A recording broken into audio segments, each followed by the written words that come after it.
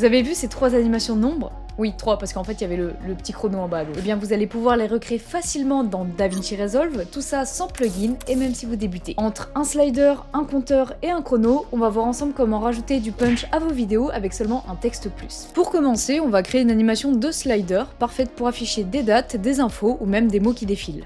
On crée un nouveau texte plus qu'on dépose sur la timeline. Évidemment, vous faites vos propres modifs avec les polices d'écriture, la couleur, etc.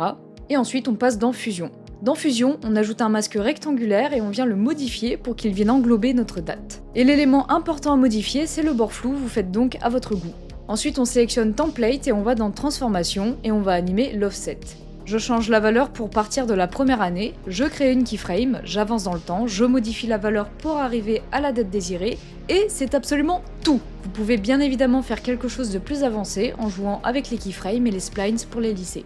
Cette fois, on passe au compteur automatique, idéal pour des vidéos business avec des stats ou n'importe quelle vidéo où vous avez besoin de faire grimper un nombre. On repart avec un texte plus, mais cette fois, on clique droit dans la zone de texte et on sélectionne Expression. Ça nous ouvre une nouvelle fonctionnalité juste ici qui nous permet de faire beaucoup de choses plutôt avancées et pour aujourd'hui, vous allez copier-coller ce code qui sera en description.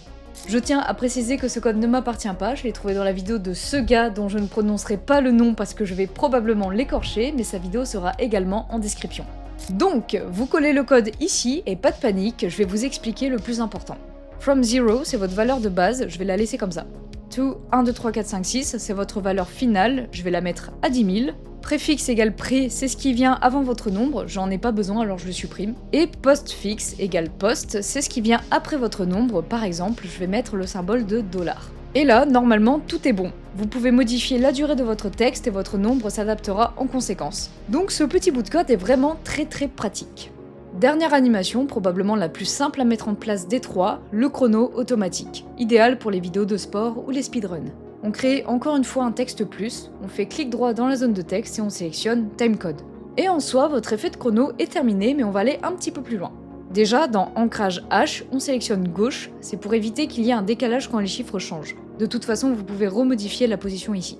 Ensuite, on va cliquer sur ce petit bouton qui nous emmène directement dans Fusion, et une fois arrivé, nous allons dans Modificateur, et ici on a plein de petites données qui sont cochées et qu'on peut décider d'afficher ou non. Je vous laisse jouer avec en fonction de vos besoins, moi je n'ai pas besoin des heures donc je décoche H, mais je garde le reste. Et cette fois, votre chrono est terminé. Voilà, vous avez maintenant 3 animations simples et efficaces à utiliser dans vos vidéos avec DaVinci Resolve. Si ce tuto vous a été utile, pensez à vous abonner, à liker et à partager la vidéo, c'est vraiment le meilleur moyen de soutenir mon travail. Et si vous souhaitez aller plus loin dans votre apprentissage, n'hésitez pas à aller me suivre sur tous mes réseaux, tous les liens sont dans la description. Merci pour votre attention et je vous dis à bientôt pour une prochaine vidéo.